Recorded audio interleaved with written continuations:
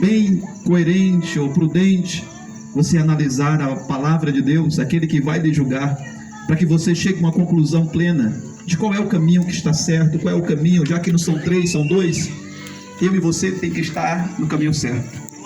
Para isso, a gente só pode chegar a essa conclusão se nós buscar conhecimento dentro da palavra de Deus, porque foi Ele mesmo que deixou o céu de glória, veio a essa terra, foi o primeiro, vamos dizer assim, que pregou, confirmando a veracidade de sua mensagem com o seu próprio sangue, Jesus Cristo, para salvar todo aquele que nele crê.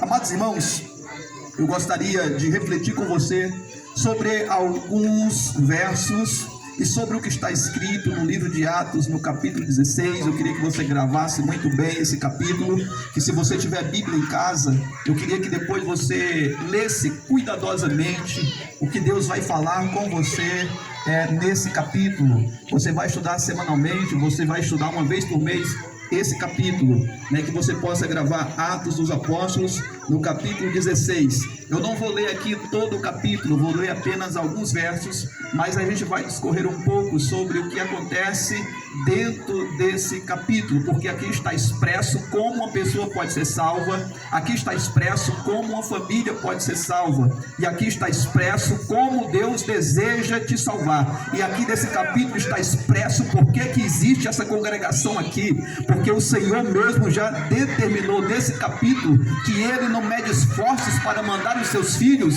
nem que seja de um continente para o outro, muito menos de uma cidade para outra. Então eu gostaria nesse momento de ler com você Atos dos Apóstolos, capítulo 16, e nós vamos ler aqui o verso de número 20. Vamos ler a partir do verso de número 29. Atos dos Apóstolos, capítulo de número 16, nós vamos ler a partir do verso 29, amém? Se você encontrou e pode, fique de pé para nós ler e refletir sobre o que diz a palavra de Deus. Diz assim a palavra do Senhor: e pedindo luz, saltou dentro, e trêmulo, prostou-se ante Paulo e Silas, e tirando para fora, disse: Senhores, o que é necessário que eu faça para me salvar? E eles disseram: crê no Senhor Jesus Cristo, e serás salvo tu e tua casa. E lhes pregaram a palavra do Senhor, e a todos os que estavam em sua casa. E tomando-os eles consigo naquela mesma hora da noite, levou-lhe ou lavou-lhe os vergões, e logo foi batizado, e ele e todos os seus. Então, levando-os à sua casa, lhe pôs a mesa, e na sua crença em Deus alegrou-se com toda a sua casa. Amém? Os irmãos podem sentar. Amados irmãos, tudo isso aqui nós estamos vendo, e o que nós podemos dizer aqui que a palavra-chave desse versículo ou desse capítulo é uma pergunta e logo na sequência uma resposta. Um homem de Roma, a Bíblia não dá o nome dele, mas dá a profissão dele. Ele era um carcereiro. Ele tomava conta de um grupo de presos, e por um momento ele viu a sua vida se acabar.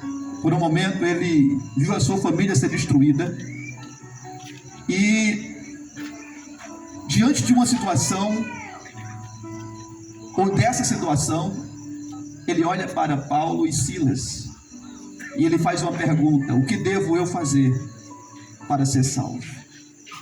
Sem hesitar, Paulo diz o seguinte: só tem um jeito, crê no Senhor Jesus, e será salvo você e também a sua casa. Glória a Deus. Diga comigo: a minha família precisa de um milagre. A nossa família precisa de um milagre. Esse homem está se convertendo. Não era fácil para um soldado romano, alguém que tinha a sua cidadania romana. Eles tinham o próprio César como Deus. Eles não poderiam mudar de religião, porque César era tido, o Império Romano era tido como Deus. Por isso que eles não tiveram muita dificuldade de matar Jesus na cruz. Porque Jesus se proclamou sendo o Filho de Deus. Por isso eles não aceitavam, para um romano, um soldado romano, confessar Jesus como Salvador. Isso é motivo de glórias ao nosso Senhor Jesus Cristo. Nós lemos aqui a parte que narrou a conversão desse homem. Mas quem está orando por esse homem, aceitando Jesus, é um homem chamado apóstolo Paulo, que tinha o seu amigo, companheiro Silas, eram missionários. Agora, para Paulo chegar até esse homem, até essa ocasião, não foi fácil, que ele teve que sair de um continente, viajar por semana, numa época em que não tinha carro, em uma época em que não tinha transportes como nós temos hoje. Era semana de viagem. Quando você começa a ler Atos capítulo 16, logo ali no verso 6 em diante, a Bíblia diz que o apóstolo Paulo, ele está em uma missão na Frígia e Galácia, juntamente com Silas. E eles começam a fazer plano de missões.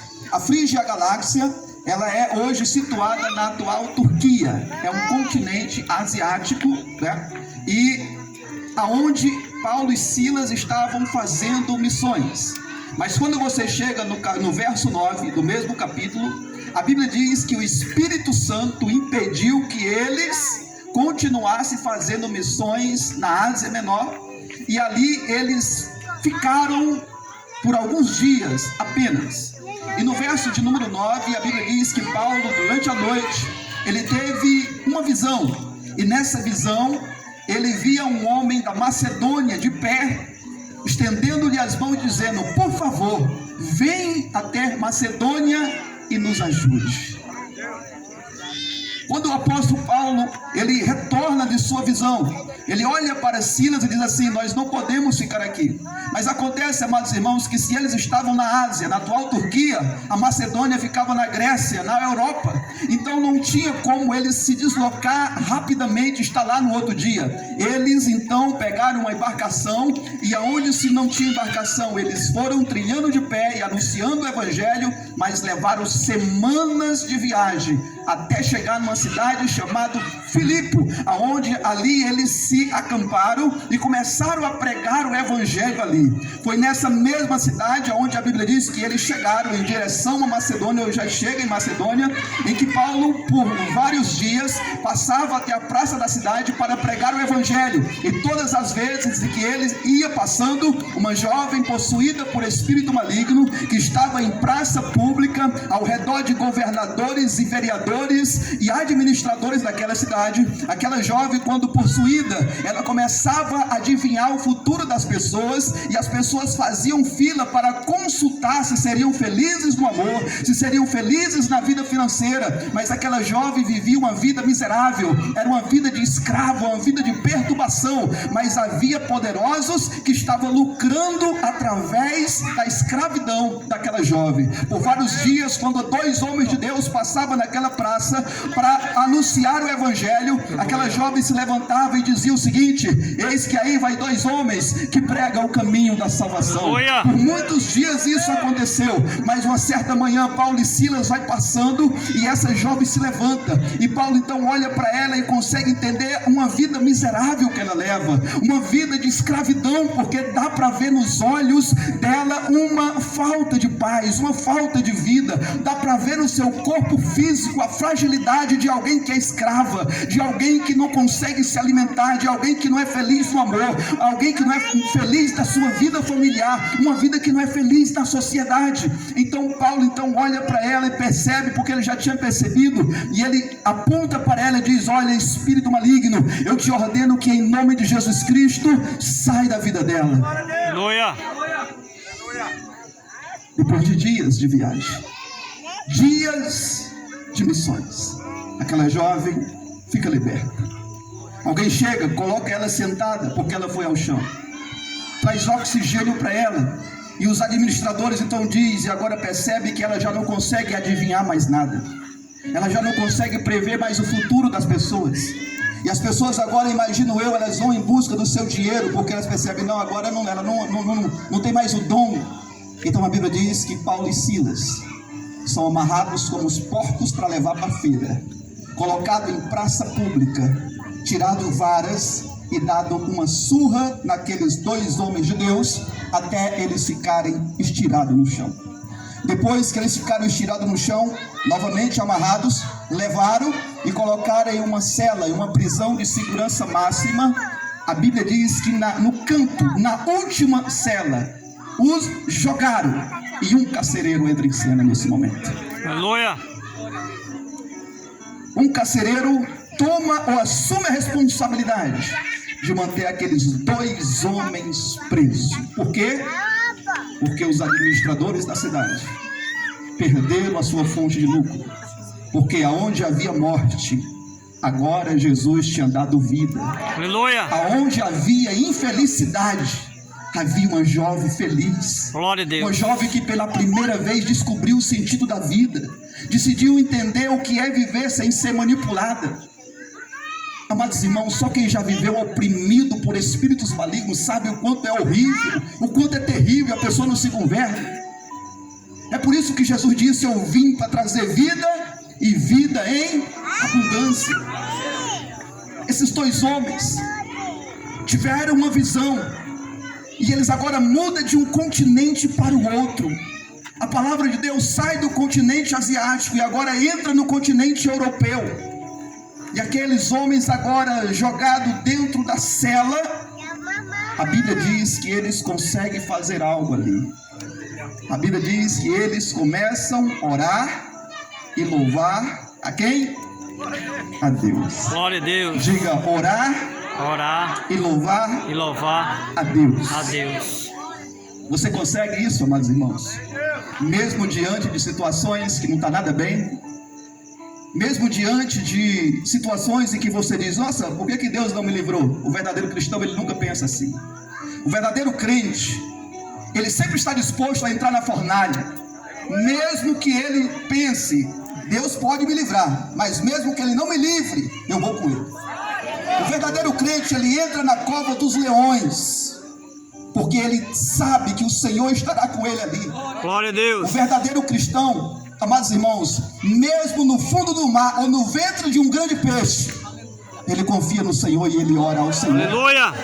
Glória a Deus. Paulo e Silas, amarrados, feridos, talvez com febres, com sede, com fome, tinha tantos motivos para reclamar da vida. Mas o que é que eles fizeram lá dentro daquelas celas, feridos e amarrados como porcos? Começaram a louvar a Deus. Aleluia.